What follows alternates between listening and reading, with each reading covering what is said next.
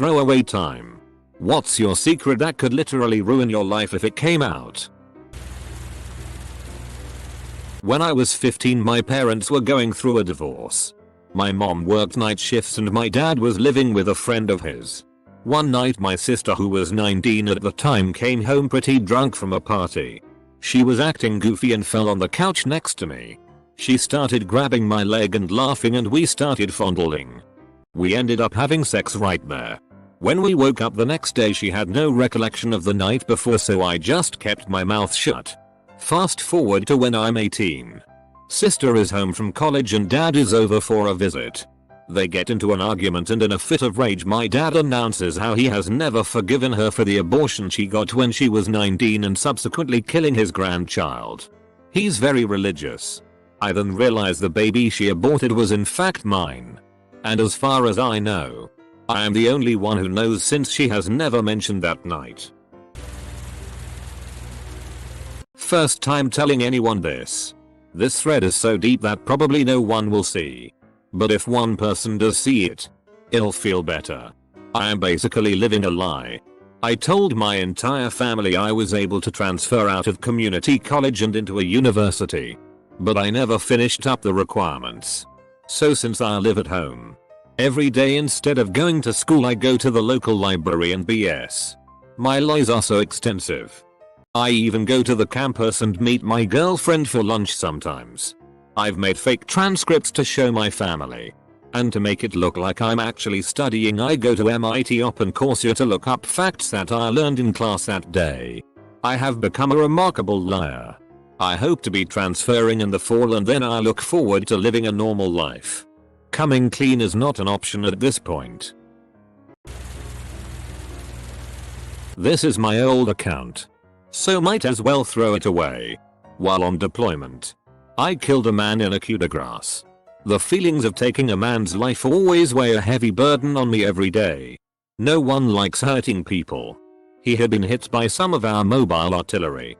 While part of me wanted the bastard to be in pain, it wasn't right. My medic was busy with my wounded, and as the officer on duty I took out my .45 and put one in his head. I knew my boys wouldn't say anything. Most just watched, accepted it as a fact of war, and kept walking. I remember throwing up afterwards. I came home and everyone acted like I was a hero. I never felt like more of a sham my entire life. 2.5 years ago I was in dire financial straits. So I sold my home to keep my struggling business afloat. I neglected to tell the owners that they have an 800 square ft bunker on the property that I built about 7 years ago. The bunker that I've called home since I sold it. The entrance to it is well hidden. But I still come and go very early, very late in the day. I'm a single man who keeps to himself. I'm now in a situation where I could move somewhere else. But I love this hidden paradise so much. Cousin died when we were both 17. There was a reception at his house just after the funeral. I went into his room and stole all the money that was there. Took some other valuables that his parents wouldn't realize were gone. No one knows that I did it. They just assumed he didn't have any money in his room. Only loose change. I don't regret it. But I will never admit I did it. Also my cum box. I once helped out my female friend's family by taking care of their cat for a week. Every day for a week. I would go over there and snoop around their house. I found my friend's diary and proceeded to read the entire thing. I used this information to get her to like me. And she is currently my wife. This is literally the juiciest secret in this thread for some reason. Not totally bland, but not overly obscene.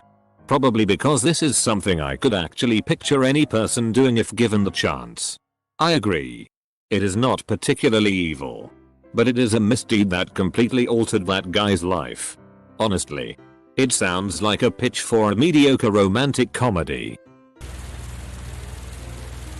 Not ruining my life, but my single secret. This will get buried. But that's fine. I was about 23 and was working kind of late. My friend wanted to go out and was bugging me about it. He's gay. I'm not. But eventually he talked me into it. So we go to a little dive bar and are hanging out. Just chatting. A couple of friends were supposed to come too. But they never showed up. I was nursing my first gin and tonic when I went to the bathroom. I came back and finished my drink. And that's when things started getting fuzzy. I knew something was wrong, so I ordered water for my second drink. But it didn't work. My world was spinning. And I had basically lost control of my motor functions. My memory is pretty rough too. I remember my head on the bar. And he was rubbing my crotch. I remember him helping me to his car. Dragging me up his stairs. Passing out on his floor. Him blowing me. I was back in his car at one point and then I woke up in my bed. I felt like shit and was totally surprised that my car was in the driveway. I have no idea how I got home. At one point in the night I left an incoherent voicemail on my best bud's phone. So I was raped. And I was so embarrassed. He totally got away with it. I've never told anyone. Not even my wife. She knows something happened. Just not the extent. When I was 17 I was gang raped after a party. The cops didn't believe me. My parents didn't believe me. And everyone who I've told since has stopped talking to me. It was not pretty. I was cut up at a party. Beaten and thrown in my car. They drove donuts in the grass field next to a church on a Saturday night. Sunday morning. F-ked up my car and left me battered and bruised in the back seat. I woke up initially when I was being raped, only think gang as I do remember multiple voices at this point, but then tried to keep myself awake long enough between blackouts by blasting music. So the cops found me at the wheel of my car with people lining up for church with F-king metal blasting on repeat. I planned murders in retribution but decided it was better to just leave. The only proof I had was that I shat blood for a week but I felt so bad I couldn't even show anyone. Shitting when you have a rectal tear is a terrible thing. The thing that hurt the most was that no one believed me. I did make stories and lies but none to this extent. After graduating from high school, I went to a small out-of-state college where no one from high school knew me. I was told many times how impressive my false Australian accent was. So I decided it would be great fun to go through college pretending to be from Australia. All of my friends and even my girlfriend of 2 years think I'm Australian. I have a completely fake Australian identity, family, and past. I will soon be graduating. And I plan on asking the girl to marry me. Everything she knows about me is Australian. I don't know how to tell her she doesn't really know me. Guess I'm forever a bloke. I know this thread is most likely dead now. But I used to masturbate a lot. And when I was 10 I had a technique where I'd let off a load into a sock then wash it and quickly dry it. Now I couldn't leave it hanging outside or use a dryer, otherwise my family would have seen it and probably smell it or whatnot. So I'd put it inside my gas heater unit. Unfortunately my sock had caught on fire inside the unit. Blew it up and set my house on fire. Only my brother was home at the time. And he managed to survive, the house did not. For 5 years we stayed from caravan park to caravan park whilst we waited for confirmation that it was not arson and we could receive an insurance payout. We eventually did and scraped together money to start rebuilding the house. The house is still being rebuilt to this day and it shames me anytime I have to visit my parents living in a tiny mobile home where my backyard once was. The story I tell is that my first kiss was 9 years ago. When I was 14. With my now fiancée. False. When I was 13. I babysat an 8-year-old boy. His parents were very open. And he was very sexually aware. I caught him watching porn a couple of times. From the start. He was very aggressive. Always grabbing me and trying to kiss me. After a while. Oddly impressed with this new sort of attention. And very curious about kissing. One night we started making out. This became routine. And went on for probably almost a year. Before I realized how horrific and wrong my actions were. I continued to babysit him for a while. But soon his parents stopped calling me. I've always wondered why. I'm terrified that I'll one day be exposed as a child molester. TL. Doctor as a 13-year-old girl. I frequently made out with an 8-year-old. I have memories of my sister, 5 years older, and I playing a roleplay game when I was younger that I think would be considered sexual abuse molestation if I told anyone. I don't remember how old we were, but I know she was around the age where her breasts were developing. When home alone we would play a roleplay game where she was a boss and I was a secretary. And the boss would always sexually harass the secretary. It ended in my sucking on my sister's breasts while she would lie on the couch with her shirt off. My memory has always been really horrible, so I only remember patches of this. But I remember that it never felt sexual. I don't actually trust my memory enough to feel confident that this really happened. I love my sister. She's my best friend and I would never want to damage our relationship by ever bringing this up and asking her what really happened. It is a secret I will carry with me and never reveal. Also, till it's hard coming up with a throwaway name. Edit. To clarify, I'm a woman. Just in case anyone assumed otherwise. May not ruin my life, but would really prefer if it didn't get out. 26-year-old male. And have visited with 30 plus escorts over a 4-year period. This includes girls in the Amsterdam red light district to girls in Asian massage parlors. First time was about 6 months after breaking up with my first girlfriend. To be honest, I stopped counting how many times I've actually paid a visit to one of these girls. Was never very confident with girls growing up, so this was much easier than actually having to put myself out there. I guess I'm actually fairly good looking and have much more confidence now.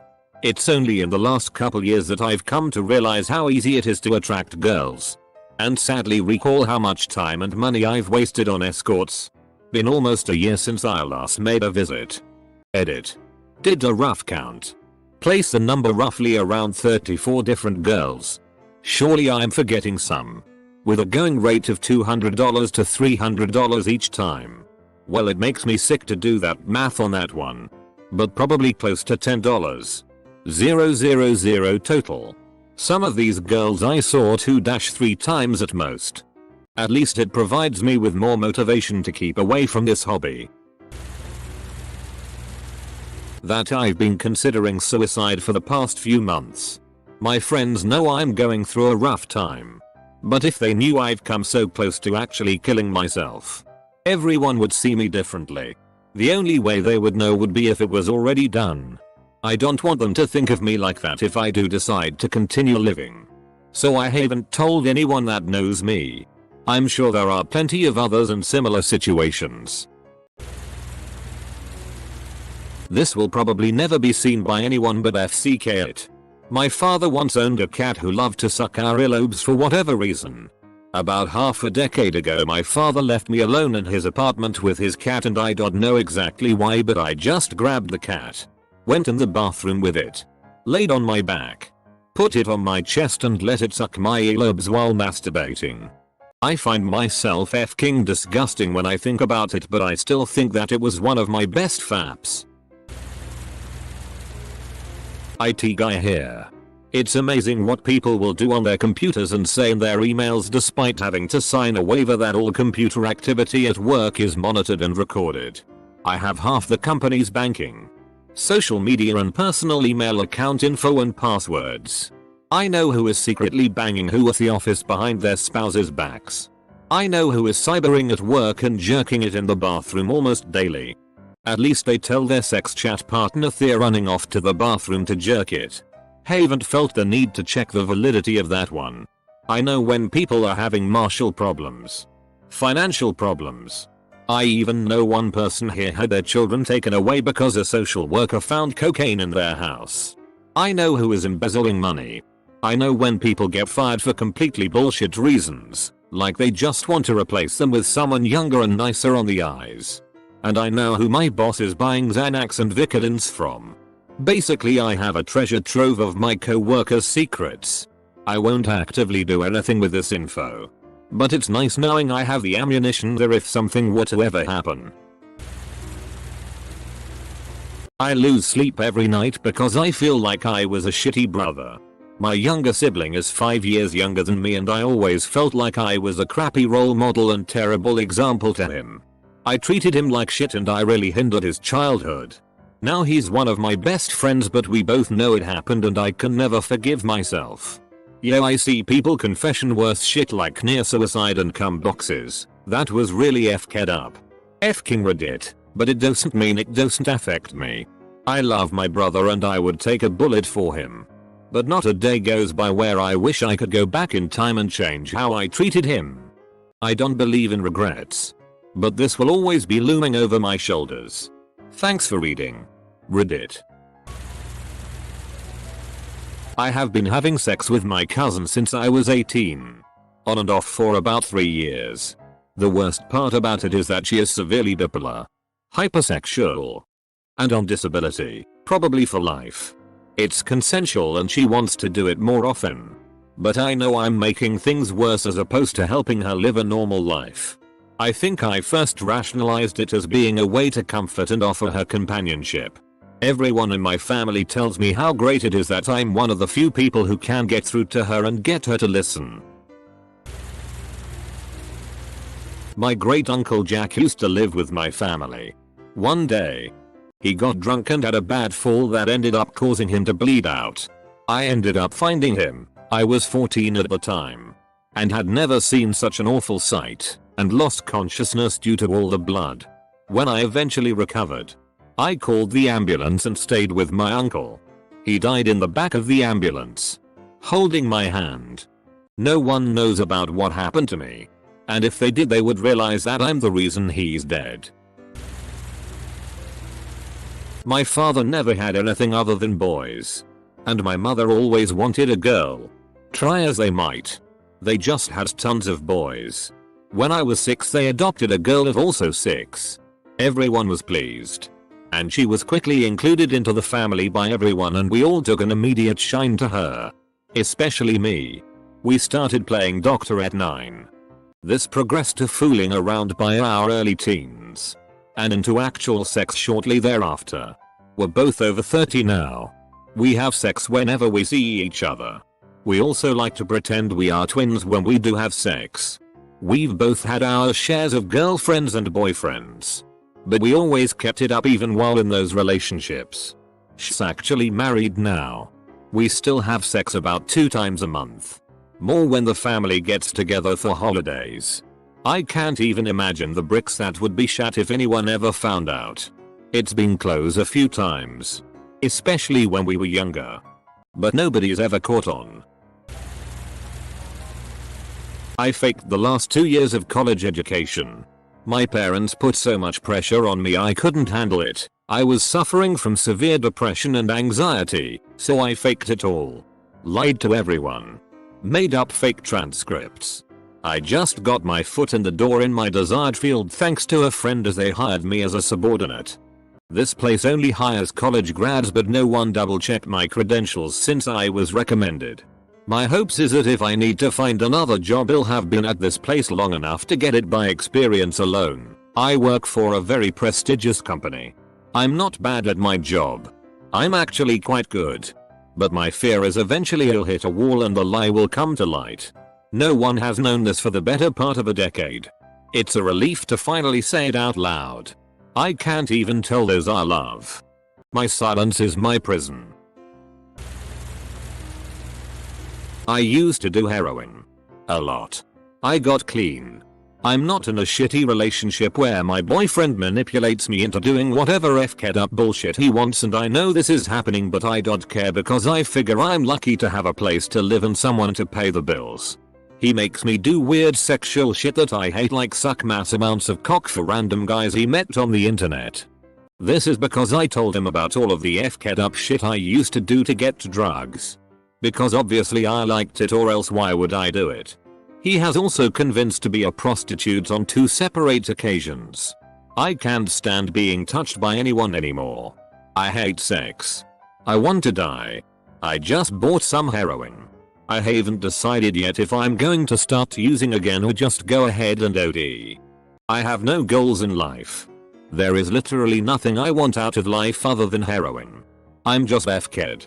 Luckily, no one will ever see this because this thread has exploded. I have been planning my suicide for roughly 6 weeks now. I just can't hack it anymore. My family disintegrated. My marriage is a bust and I was disabled by an IED while deployed. I wasted the last 5 years of my life drinking and being angry at everything. Not to make excuses or anything, but my physical being isn't all that is disabled due to deployment. I can't love anything at all anymore. To make this more relevant, the IED was my fault. I fell asleep while being the front gunner for our convoy. No one knows. I was awarded a cab and a Purple Heart. 2 of my friends died that day.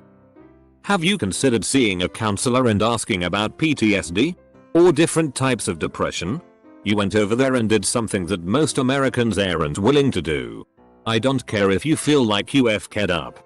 As a civilian, I truly believe you're still a good person. I sincerely hope you go see someone ASAP. If you can take 6 weeks to plan something so terrible, you can definitely take 6 more weeks to do something that can potentially be amazing. See a different therapist every week until you find one with promise. Please. If you feel like talking, I'm a good listener. This world and ruined my life, but back in middle school me and a friend in our building was standing outside our street was being repaved. We noticed the workers all left for lunch, so my friend said, hey, let's go sit in the steamroller. Being young and dumb, we did.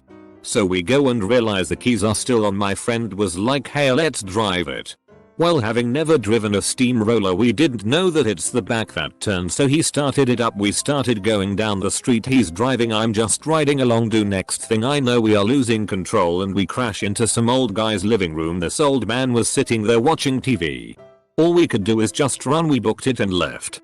Told my parents I was over at a friend's house and we didn't come back to our neighborhood till later on. Come to find out, the cops have been going house to house looking for us. My parents were like, what stupid kid could have done this? The old man whose house we crashed into only got a basic description of my friend but not me. There were wanted posters with a $20,000 reward for my friend, but the picture looked nothing like him. After about 3 months the posters went away and we were never caught. We never told anyone. I had a fraternity brother who was a real dick to me in college and hazed the shit out of me. Back then, you could log into the registration system to sign up for classes. He was a senior, so he got first pick of the classes he wanted. This was right when the internet was becoming popular. And back then, a person's login was their name, and their PIN was their birthday. I logged into his account and dropped all of his classes 3 days after they started. He did not find out until midterms when the professors submitted his grades. They refunded his money, but he had to spend an extra semester in college. Second story, I do not have a lot of confidence and can never ask girls out. I met my current wife by installing a keystroke logger on her computer and intercepting Facebook messages and chats with her friends until I confirmed she liked me. That way I knew exactly how to approach her. I orchestrated our entire early courtship to my advantage. If she knew, she would likely divorce me because I delved deep into her personal life and found out some crazy things about her past. After my mother left my father, he developed a really inappropriate attachment to me. I was 19 and my brother moved in with his girlfriend. Dad was suicidal and had no family or friends close by, so I was it. For the first year, he would wake me up at 2 AM to sit with him every night until he cried himself to sleep. After 4 years of cleaning up after him, making sure he ate, and generally remained alive, I discovered that he had been using the attic access in his closet to sit above my personal bathroom and watch me through a peephole. I wanted to dismiss it as paranoia, but there were too many physical signs that made it reality. Moved out shortly after that because I couldn't bear to look at him. I'm 29 now, and no one in my family has any idea that this ever happened. I know that he was going through a rough patch, but I feel violated and dirty every time I think about it still. I also have huge amounts of guilt because I hate him for putting me through it. Had serious depression my whole life. 3 minor suicide attempts, countless other thoughts of just stepping on the gas pedal and slamming into a wall. Lost my job a couple years back and hit an all-time low. Took a shitty job at a grocery store. Found out my wife was pregnant and thought the best thing for her and the baby would be for me to not be around anymore. On my last day I plan to live, my wife tells me our baby is the size of a sweet pea. I smile and act happy knowing I will never see that sweet pea. Go to work in the morning and near the end of my shift I'm standing in the frozen department and am near tears. Close my eyes and ask myself what's the point, time to end this. Then I hear someone yell my wife's name loud. Twice. I look over and see a lady who happens to have my wife's name. Okay. Just a coincidence. Then I look down and see him holding a box of sweet peas. I start crying and go home. Tell me everything. Got the help I need. The sweet pea is 2 now and has a sister on the way. I live my life for them. They saved me. Just remember that no matter how bad it gets, there are people out there who love you and want to help. Don't be afraid to ask. Be strong, Reddit, and stay alive for the ones that love you. When I was about 12 I went with some family to the Family Dollar. My mother and cousins went off to go look at generic groceries, so I decided I would just spend my time hanging out in the toy aisle. In the toy aisle there would always be these bags of marbles that other kids would open and leave laying there, so I decided to fling marbles across the floor and one just happened to reach one of the far off aisles. So about 2 minutes later I hear a loud crash and someone scream, "Somebody help this man." Being the curious child I was, I ran over to see what the commotion was about and I find everyone gathered around this guy who had seemed to have fallen from the ladder as he was getting something off the top shelf. The guy is seizing out and blood is coming from his head as he laid there and his face seemed to be turning blue. My mother whisked me and my cousins away and we left. Next time we went we talked to the front cashier and she said that they called the paramedics, but by the time they got there he had died from choking. Apparently when he had the seizure he was choking on his own tongue. The cause for the fall according to the front cashier was that he had put the ladder on a marble and didn't check it before he got on it. When I heard what the cashier said I just stood in disbelief thinking I was going to jail. I tried telling my mother many times but all she did was say that I imagined it. TL. Doctor killed a man with a marble in a Family Dollar. I've never attempted to kill myself. And I doubt I ever will. But I just want to die. I'm an incredibly happy guy, odd enough. I truthfully am happy. But whenever I think about getting shot or getting cancer, I get a little excited.